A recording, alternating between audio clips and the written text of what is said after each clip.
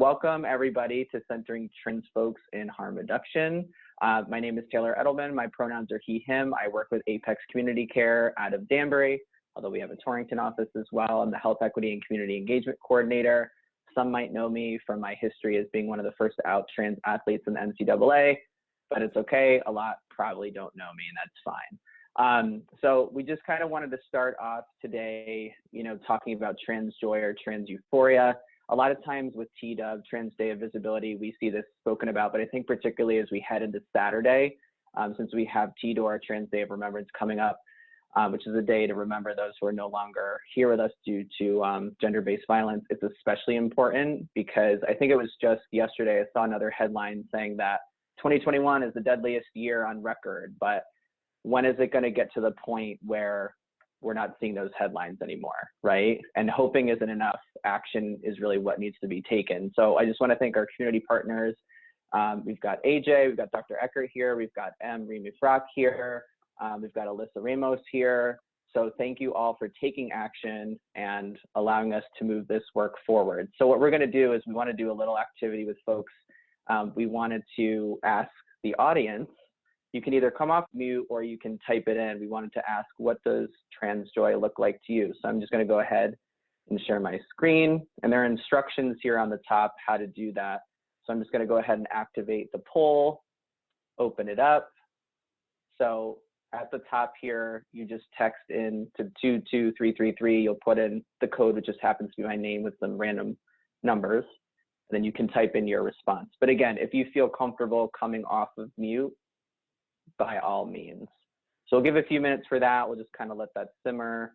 And when people put in the responses, which is pretty cool, is things will just populate automatically on the screen and we'll kind of get to capture, what the flavor of our audience looks like. So give a few minutes for that. It looks like Will has a question. Yeah, go ahead. I can't see him, Andrew. So if you want to read it out, that's fine. Oh, I don't have a question. I'm ready to answer.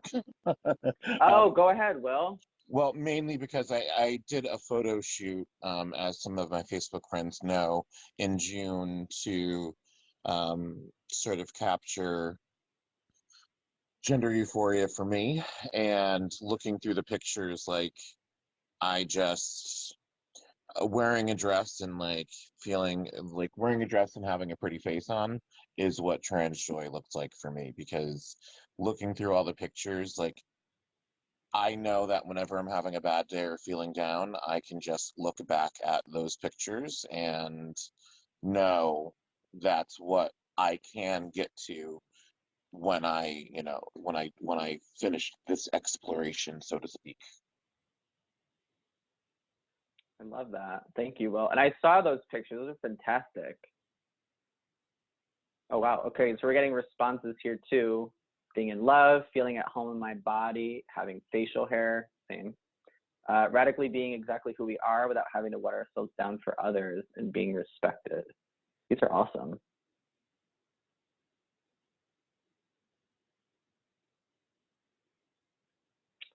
My body being the least interesting thing about me. Love it. So I'll wait about 30 more seconds just to see if we get any more responses. And thank you, Will, again for sharing that.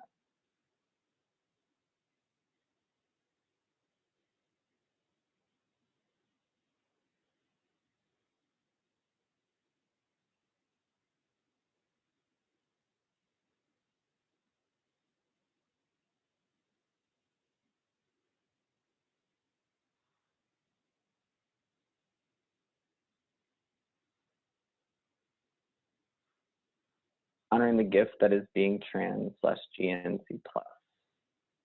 It is a gift, isn't it?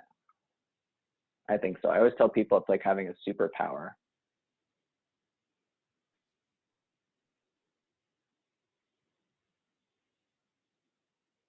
All right.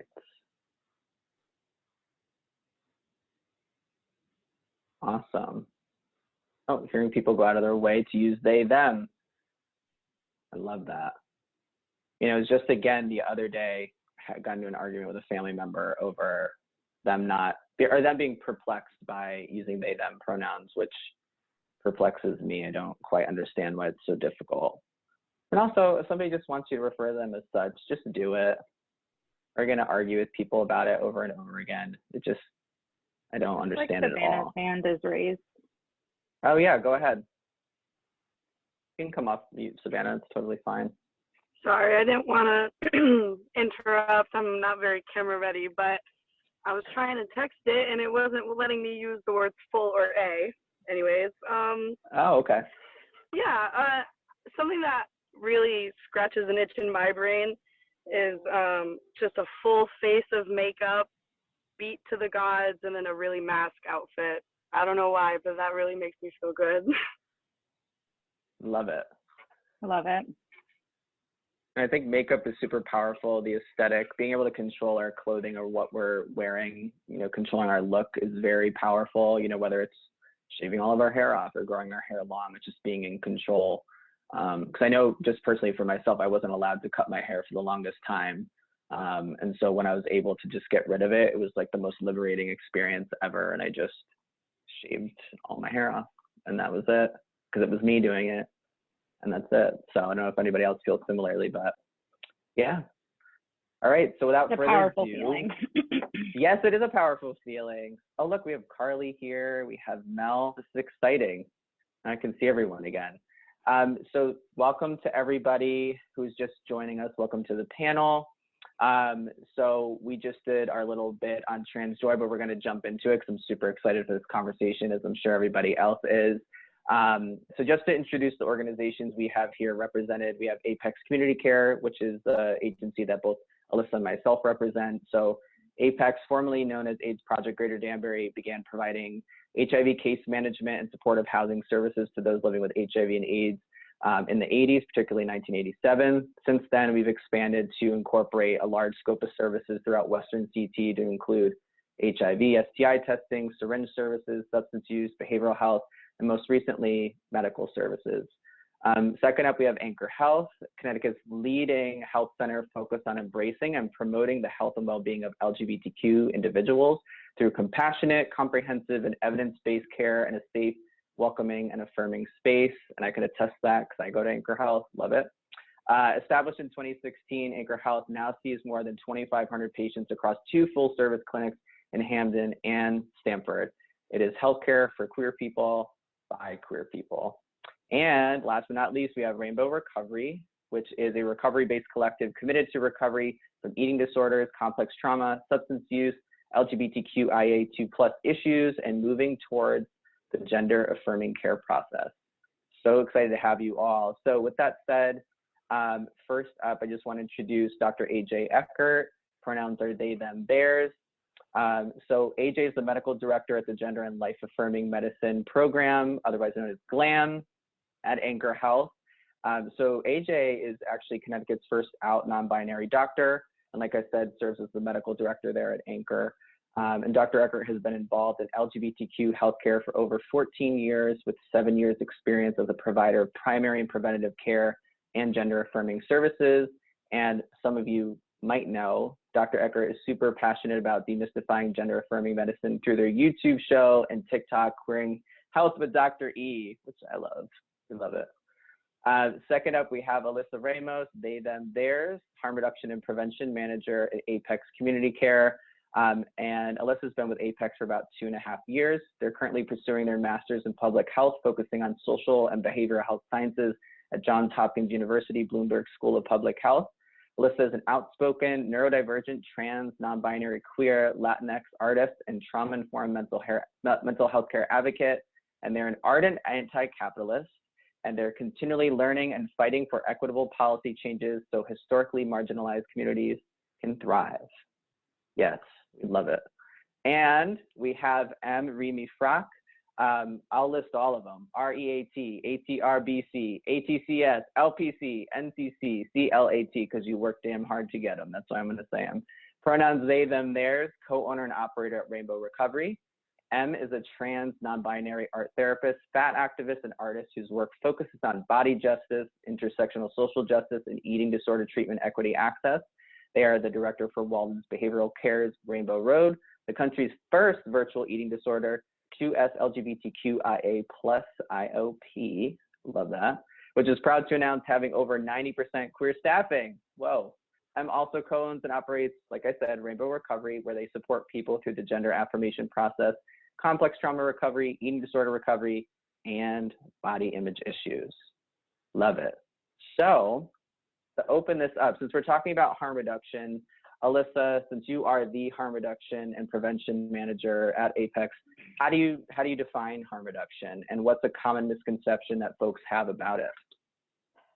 So to put it simply, I will always tell people that harm reduction is meeting people where they're at, but we try our best not to leave them there.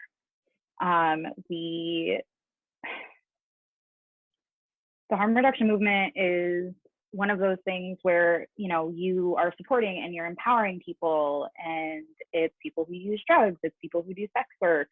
You know, they're using drugs through various means, and some ways are less safe than others. But with harm reduction, the goal is to provide trauma-informed care and helping people make sure that they can get access to food, housing, medical and mental health care, employment. You know, we want to make sure that we're validating each individual's experiences and providing those tools that they need to be safe until they can thrive. And I would say one of the biggest common misconceptions, at least in my work, because I work directly with individuals who are using drugs. So from that perspective, it's the belief that if we provide harm reduction services like syringe services and, you know, giving out our crack kits and things like that, that people who aren't using drugs are just going to walk in one day and be like, hey, I want to use drugs now. Can you give me supplies? But it doesn't work like that. People are coming in because they're already using, and all it is a tool to keep them safe, and make sure that we prevent disease and we prevent violence, and make sure that they have a safe space to come to and talk, and with a lack of judgment. And, you know, statistically, people who participate in syringe service programs and other harm reduction programs are more likely to get into treatment, and not only get into treatment, but to also get their needs met and reduce those barriers for them to be able to live their healthiest life. Absolutely. Yeah, and thank you for mentioning that. One thing that comes to mind is when you introduced the crack kits into the department. So if you can talk about, you know, why that's a form of harm reduction and why that's so pivotal, especially pertaining to, you know, staving off that violence that we see in communities. Right. So I did a lot of research, probably for, you know, good 6 months or so, and then advocated during that period of time, you know, probably like a full year for us to get them. And the reason was twofold. One, number one goal is public health and preventing disease. So, you know, regardless of the fact that you are less likely to get a disease, there is still risk there to contract disease, especially because of the heat of the glass, causing burns on your lips, or a lot of times the stems will crack and cause cuts. And if you're sharing those stems with other people, that can spread disease that way. The other one is violence. And, it's just an unfortunate side effect of people who use drugs, especially when it comes to not having supplies or goods and things like that, and enough to go around, right? So, by us being able to provide the crack kits, everybody has their own stem, their own chore boy, their own push stick. They don't ever have to worry about somebody else taking their stuff. It's theirs. So everybody can exist in a space, enjoy each other's company, use drugs safely, and not have to worry about somebody getting mad at someone because they're using their stem wrong, or, they're using their stem at all. So it just provides a much safer environment for the individual to be using until, they're ready to get into recovery with whatever recovery means for them. Absolutely. Thank you for that. So AJ and Em, I just want to open it up to both of you. If you can kind of talk about, on a higher level, how have you practiced harm reduction in your roles? I guess I'll go first. Sure. So I think a major way is at Anchor Health, creating strong provider-patient relationships in a safe and trauma-informed environment, acknowledging how misrepresented trans people are and the many valid reasons for substance use and higher risk sexual behaviors and addressing those, creating a judgment-free environment and avoiding stigmatizing language when we talk with our patients, having a case management team to address and assess for social determinants of health. And then as far as what I do in every medical history is make substance use history and sex behaviors and sexual health a natural part of the medical interview every time, so that there isn't the stigma around it. And so patients will feel comfortable to talk and to be honest. And so asking questions like, do you use substances during sex? Are you happy with the level of substance use? Do you always use protection? While providing free condoms in every room and providing, STI testing and HIV testing. And we have a whole team that talks about PrEP as well. I think those are some of the main things. I love it. Love it. Thank you. So as an outpatient therapist, a lot of my job is creating an environment that is not about level of care. What we see a lot specifically in the transgender nonconforming communities when it comes to eating disorders and substance use is this is too hard, IOP, this is too hard, PHP, this is too hard, residential, but no levels of care, bar the one that I helped open, have faces that look like ours. So I'm actually causing harm by referring you out. So it's taking the clients that are a little harder, taking the clients that others view as hard risk. It's having treatment equity access. How can I get you treatment for free if you can't afford me? Or can I just see you for free if I can't get your treatment paid for? And then it's keeping good community connections, right? So it's referring to Apex, referring to Anchor Health, referring to all the other places that I know will provide that same framework. And we try to do everything from a harm reduction model. So that includes our office being in our home and taking that risk. So when you come to our office, you actually come to the back of my home and you come into a room that looks like you're in my house. There's no shame. There's no anyone knowing why you're visiting. Neighbors don't know what I do. They just know sometimes people come hang out, so that it can be kind of a safe and affirming environment that feels a little less clinical and a little more welcoming and warm. I love that, because I think, you bring up a good point. A lot of folks tend to conflate SSPs or syringe service programs like the one we have with harm reduction in its entirety, which we know that is, harm reduction is the umbrella term, right? It's like when we're talking about the queer community as a whole.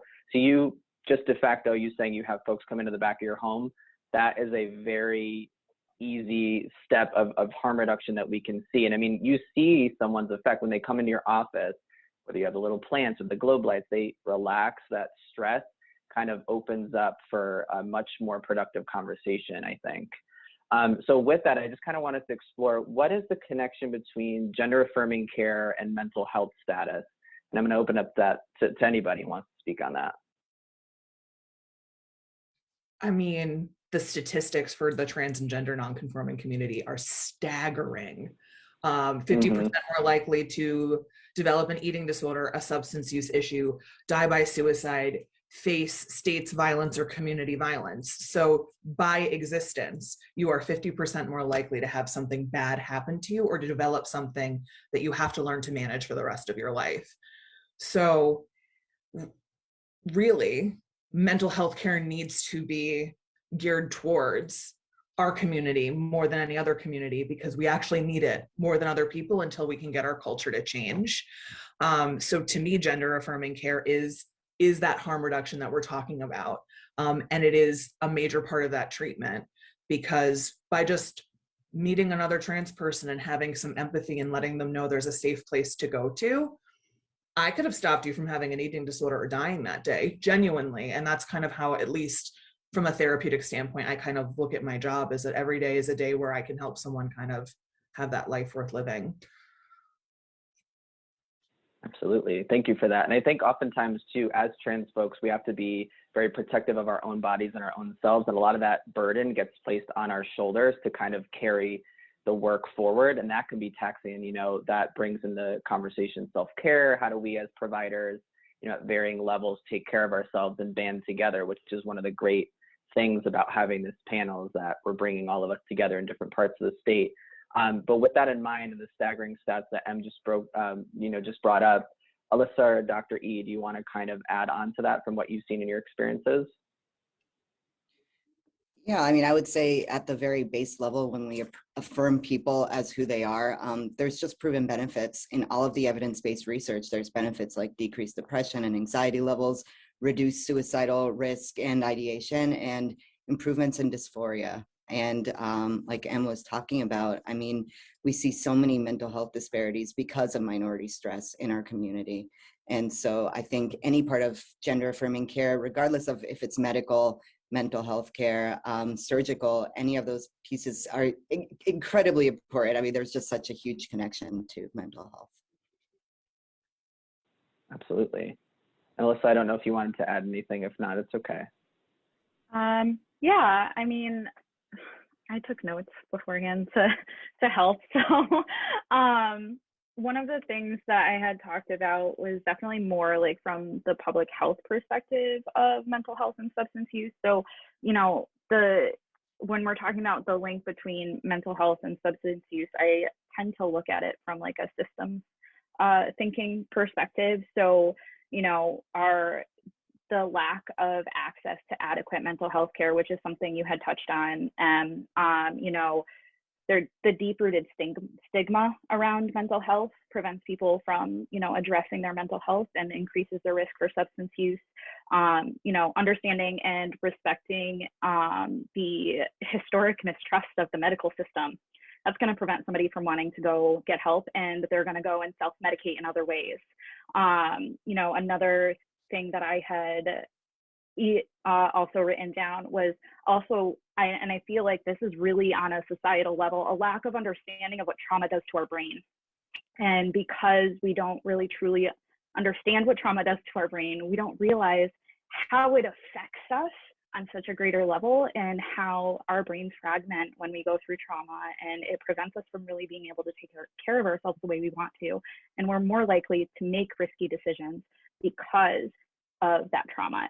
And you know, that's why it's so pivotal to have that non-judgmental you know, care, and that trauma-informed care and the harm reduction and all of that, because that helps bridge that gap and helps prevent our individuals from either starting to use substances and or, you know, help them recover. Because once you have a better understanding of your brain and how you operate as a person, then you have that ability to be able to, you know, make those steps to take care of yourself. But it also requires, from the system down, all of these things getting taken care of. So Absolutely. And I think that makes me think of the quote that I read from the National Harm Reduction Coalition: queer liberation is tied to the liberation of trans people who use drugs, right?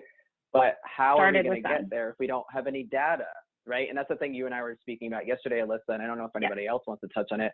There's such a lack of data regarding substance use with TGNC folks. It's ridiculous. And we don't have that data. We can't, you know, that we know it's an issue, but we can't develop programs. The funding won't come, and yada, yada, yada. So I was trying to find statistics yesterday specifically for trans and non-binary folks in regards to substance use. And everything that I found was in the conclusions, hey, we have all of this data, as I was reading a few different systematic reviews. We have all of this data of queer people, just so sexual orientation, you know, our LGBT, you know, people who are, you know, still technically cisgendered.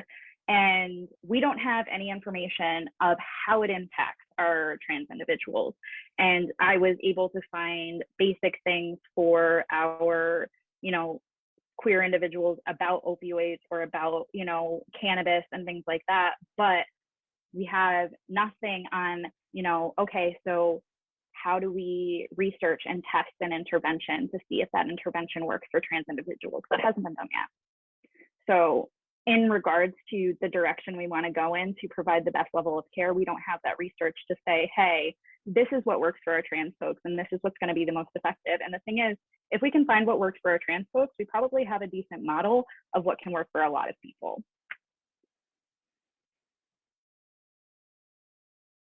Absolutely. So kind of going off of that, linking all these things together, linking substance use, mental health status, gender affirming care, medical care. Can you folks talk a little bit about the specific barriers that you see within each of these areas that you see on a daily basis, or that maybe you yourself you feel comfortable sharing, have experienced? Because I think it's important for us to name what it is. So I can talk both about personal experience and my clients, because our stories are essentially always the same. The first thing is weight stigma is a really big problem for trans and gender nonconforming folks, whether it's used as gatekeeping for surgery or hormones or any other services. That has become a really big problem. And I'm just lucky that I have been able to create a team where now, as an adult, that is not a problem anymore. But it was a problem most of my life until maybe the last 2 years. And most of the clients that I see with eating disorders, it's been a really big problem. I have clients that because their BMI is a certain number, a surgeon won't do surgery, but there's no effective way to lose weight, right? So there's that. There's insurance and cost of treatment. So expensive for so many reasons. And the biggest thing that clients and I have experienced is just a lack of availability of providers with lived experience, where I can sit across from someone who looks like me and sounds like me, and I know can understand on that deep and empathetic level what it is like to leave your house scared, what it is like to deal with PTSD symptoms that the world is constantly flaring up. Because all of the barriers that exist also for us to get our education to become the providers that our clients need, right? Every client we have could become the best provider if the capitalist system wasn't the essential gatekeep to creating the treatment that our clients need. That's super powerful. And that reminds me a lot of the conversations that Alyssa, you and I have had. I don't know if you want to share, some of what you've experienced or what you see even in the office. Yeah, I mean, I'll, touch super quickly on what Em had said. I actually ended up getting the sleeve surgery because my doctor was like, hey, you don't have anything wrong with you. You just need to lose weight. And this is how you can do it. And I at first was like, oh no, I definitely think that there's like some hormone issues going on with me. Oh no, there's not any hormone issues going on with you. I get to a point where, because I did not have a good relationship with my body or a good relationship with eating, and I had very disordered eating, I was like, screw it. I'm going to do it, and it's not something that I regret because it actually taught me body acceptance through that journey. But I found out I did have health conditions once I was getting ready to go into the surgery, and they had to do additional blood work and things like that. So I was essentially denied an effective level of care and not believed just because I was fat.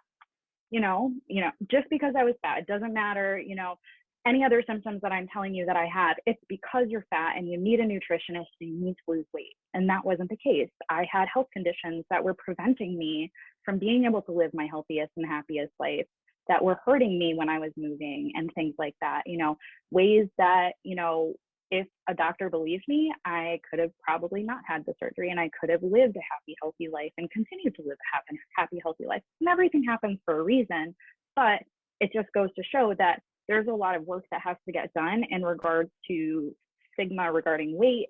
And on another level, even, I just had my my PCP annual appointment. Not once did they ask me what my pronouns were. Didn't ask me if I was trans or non-binary. I just kind of sat in the background, went through my stuff, and I went home. There was not a single piece of paperwork that acknowledged non-binary individuals when I was doing my intake paperwork for that appointment. There was things that asked about, trans women and trans men, but non-binary folks were completely left out of that intake paperwork. And then another good example would be when I scheduled for my annual GYN appointment with a new doctor. And when I was like, hey, do you have a doctor that works with trans individuals in your office? And there was like 15 doctors in that office. The lady didn't know what to say. And essentially was like, can you give me a couple minutes? I'm gonna go ask some questions, and left me on hold. came back and was like, I think we have the right one. Don't worry. I mean, we don't have anybody that specifically works with trans individuals, but this person's really nice. So it is not something that's just like, when we talk about not having adequate healthcare for us trans and non-binary individuals, it's not a myth. It actually happens, and we have to deal with this every single day and just accept, unfortunately, that it's our life a lot of the times, because the access for our care is so limited, especially when it comes to being able to be acknowledged for who we are as people.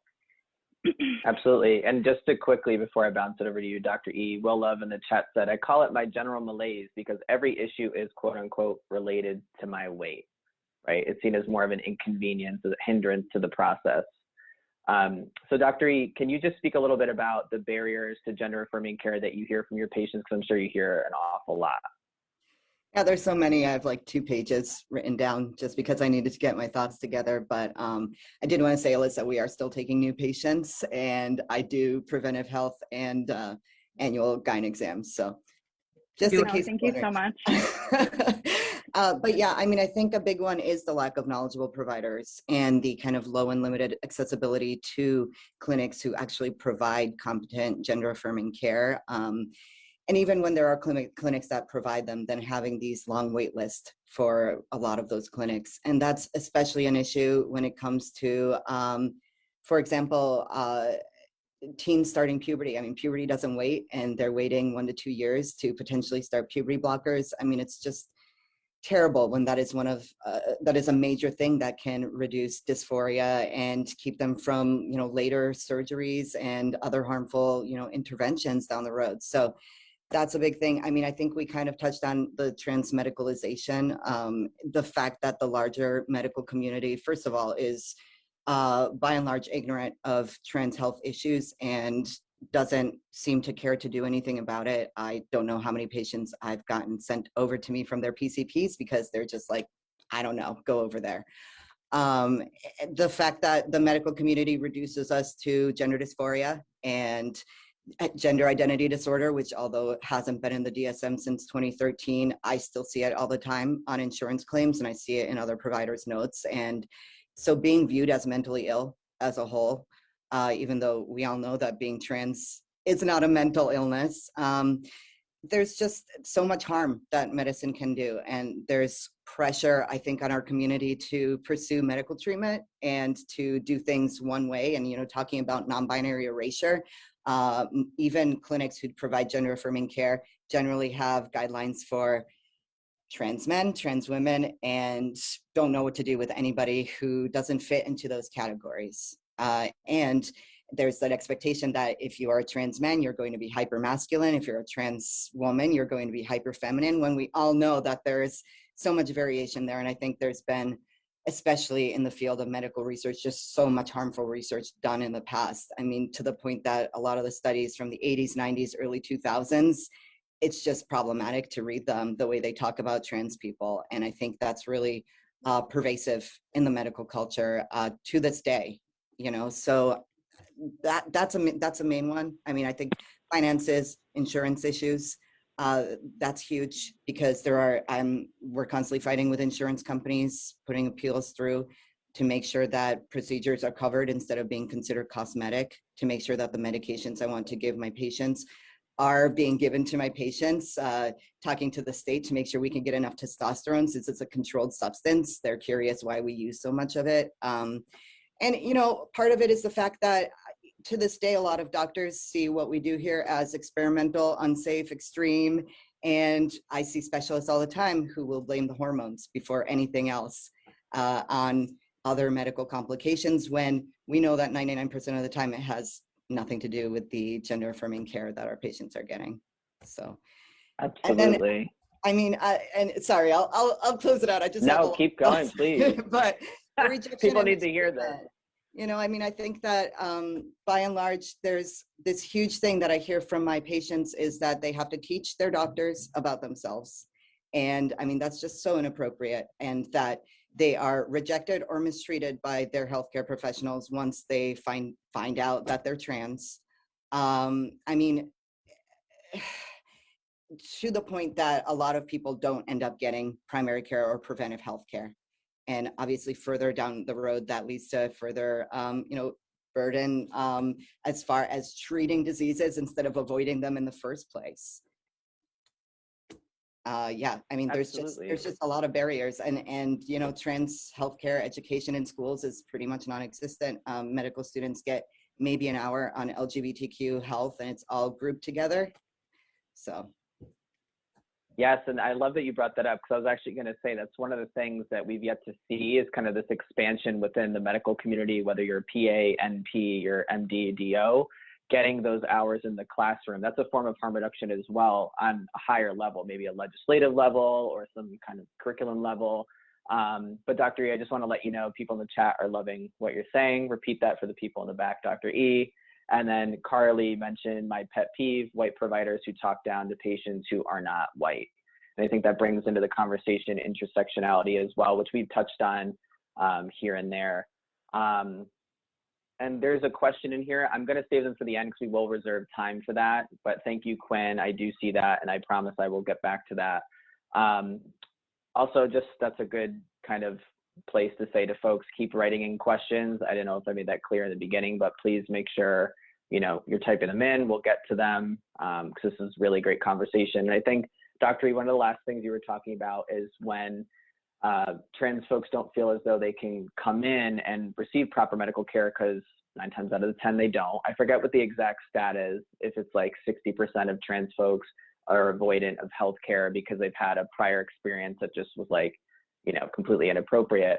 But when we're talking about HIV, and I know at Apex we do a lot of work with HIV and STIs, then that's a chronic disease. And if you're not managing that chronic disease, so you have your added kind of layer of being trans, right?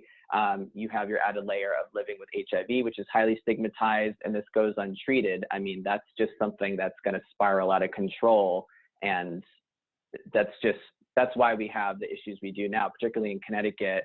A lot of folks know this, but we have the priority populations consisting of Black and brown trans women, Black and brown young men who have sex with men, and heterosexual Black women. There's no secret why, we see that increase in each of those populations. But kind of going off of that, I did want us to touch on a little bit about HIV and STI prevalence and also sex work. I know that's something that we see a lot at Apex. I'm sure both of you, Em and Dr. E, see that in your practice as well, because that's something that a lot of times trans folks have to rely on as a means for survival. And it's a completely valid form of work. And we know that, but in Connecticut, it's not decriminalized. Other states are working on that. But if we can kind of explore the interplay between, trans identity, HIV, STIs, and also sex work, I think that'd be really enlightening for a lot of people.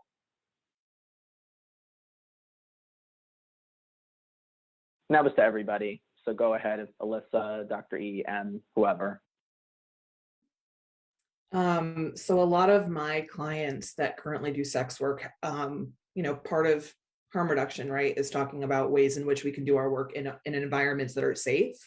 So I've been able to help clients switch from in-person work to OnlyFans during the pandemic, which was helpful. I have lots of feelings about a lot of that in terms of just like making more money off of sex workers in ways that are inequitable. And it was safest for the clients I was working with. So that was something that we worked on. And a lot of what we work on, like in therapy, is what is it like to share a body with people that is the same body that people hate? And there needs to be a discussion about what is it like to share a body that people take pleasure from, but the world also hates you for having. And I think that's a really deep, meaningful discussion. I'm very grateful that people trust me with that. As an art therapist, we get to make a lot of art around it. But for me, that's really the crux of that work at my level of care, is just how do we reconcile the fact that we live in that tension of those two ideas and survive? Because also, if you're doing this, you're doing it to financially survive. And no one should judge anybody for anything they have to do to financially survive in a world that does not want to see us survive anyway. Absolutely. And I think you bring up a good point too, because that's the connection that we see with this Saturday with Trans Day of Remembrance, and that hatred and that, disdain, although those oftentimes are the people that are, under the covers of the night, you know, having sex with trans people, you know, going after trans people. So thank you for that. Alyssa, did you want to say something, add on to that?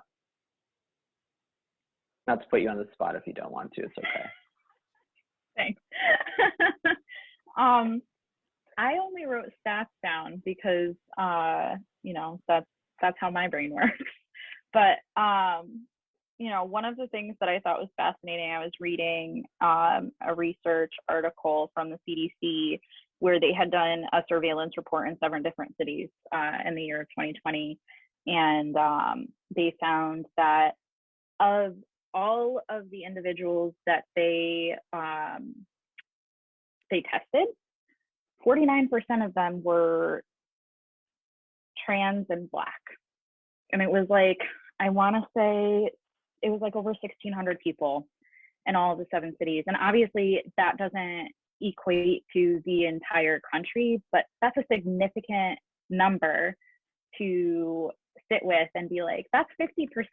That is almost 50% of our trans individuals that are Black that are HIV positive. And that is a major gap in, you know, in care and being able to reach these individuals and say, hey, like, how do we prevent this? How do we reduce this, you know, this number? Because that is so high and it shouldn't be that way. What are we doing and how can we change this? Because that's a really, really high prevalence and that's really scary.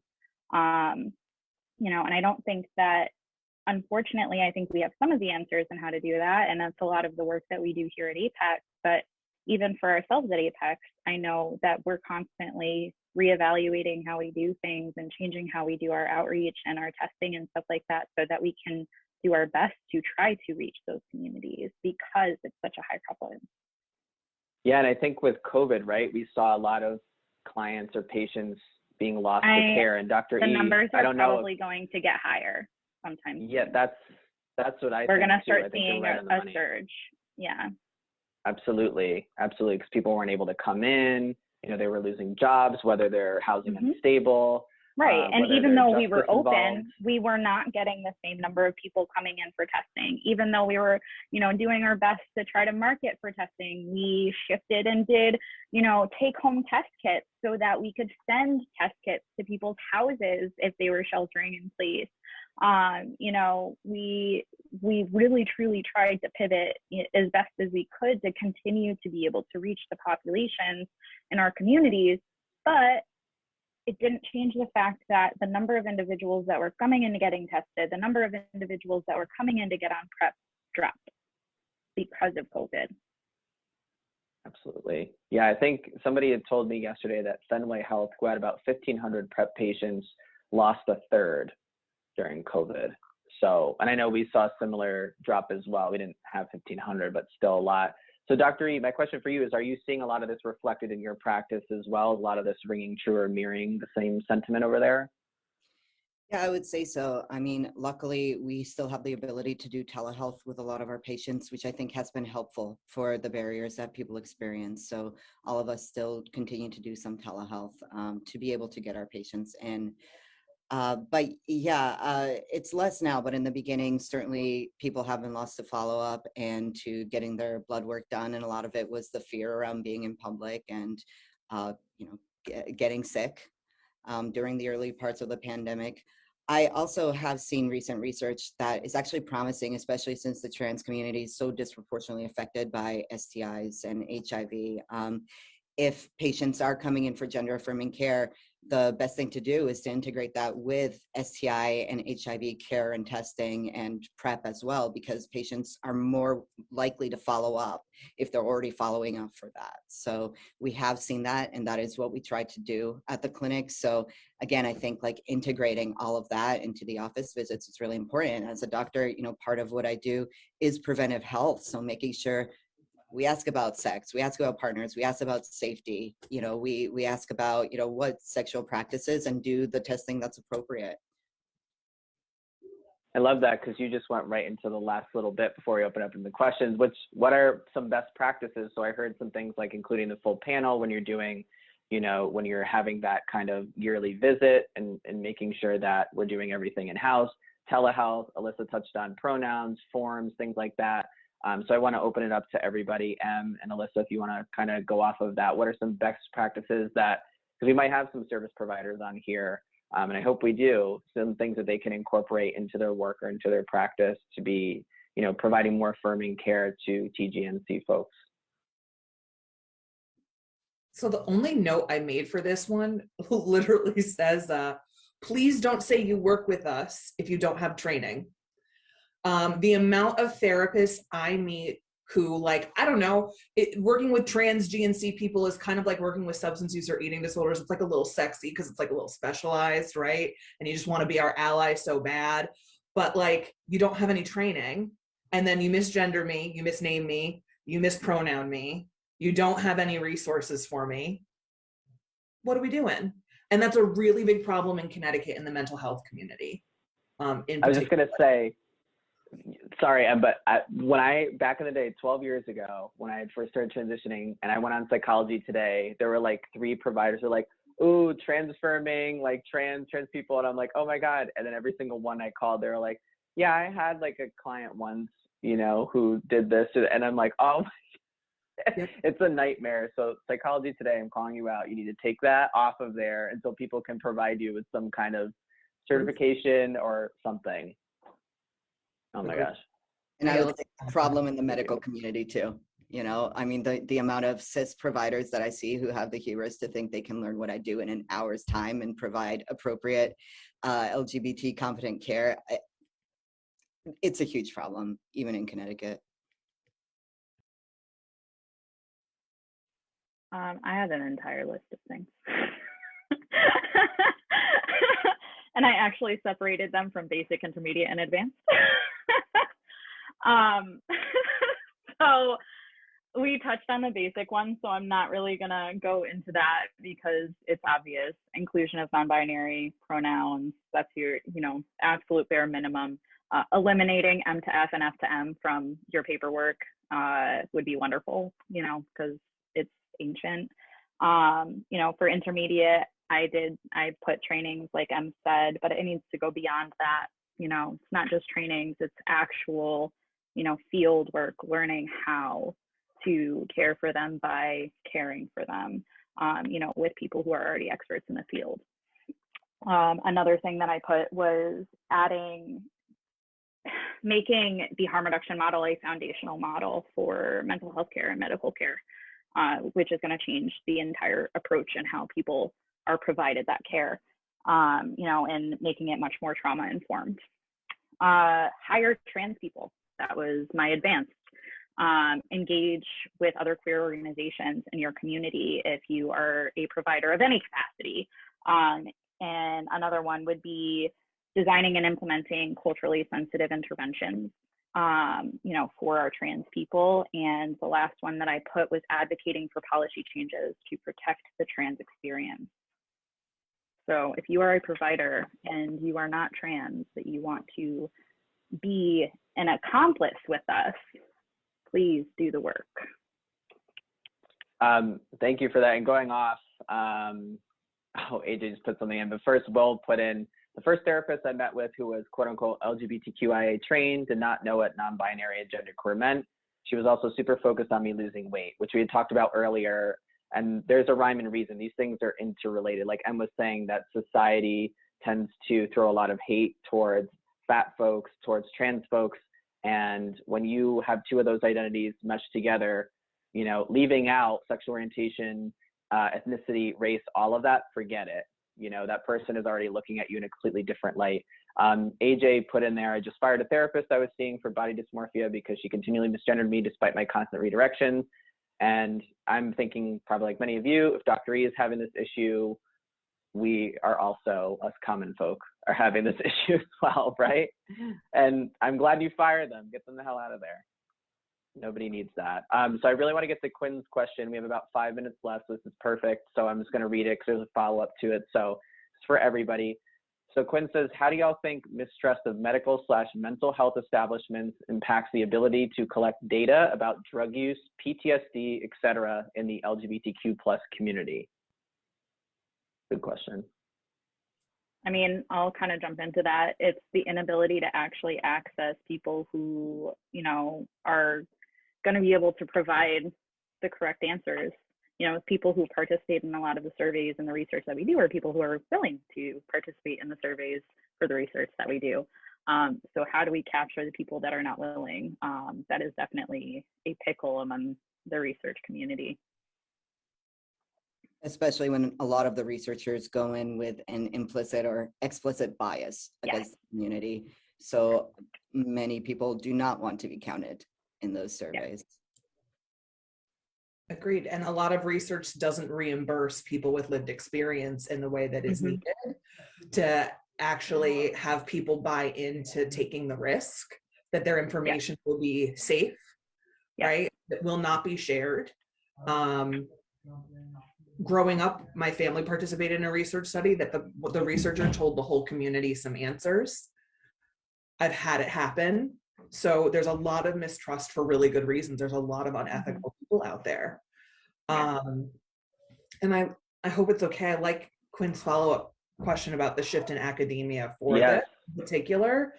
The only experience I've had outside of individuals doing research where I've watched it happen is actually locally at Albertus Magnus College. I'm going to give them a little shout out. They have some, cis white psychologists who are very into their allyship and doing research that includes involving compensating people for their time. Good. Yeah, incentive is really important, I think. I'm a huge nerd, so I try to stay on top of any research in my field. So I've seen a lot of things.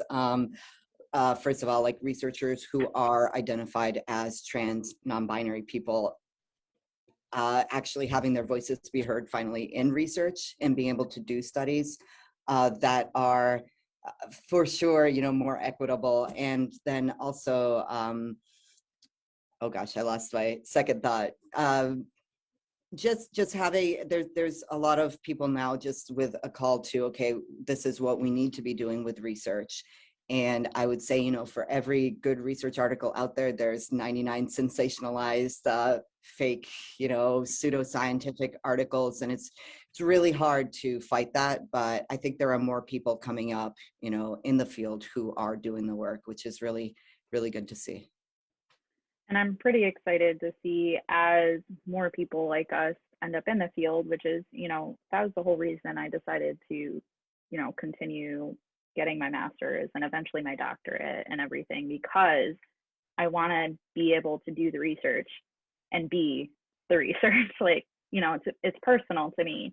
And I think that not just with trans folks, but, you know, one of the things that even inspired me in the first place was being somebody who's neurodivergent and seeing all of this research about neurodivergent people from people who are not neurodivergent, and the way that they talk about them is so demeaning, you know, where I'm sitting here going like, wait, like, why are you talking about people like me like that? That's really, you know, it's disheartening.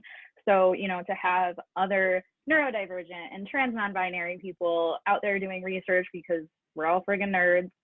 And, you know, I feel like there's a lot of impact that is yet to come in a really great way. You know, and I'm excited to see where people are going to kind of take a lot of the research that we're doing, especially people like you, Dr. E. I don't know if you do research on your own at Anchor Health, you know, but I feel like you have an actual population of people that you can really kind of be able to show like, hey, this is how we do things, and this is why it's effective, and I can prove to you why it's effective because I do it every single day. Like, here's the intervention, you know?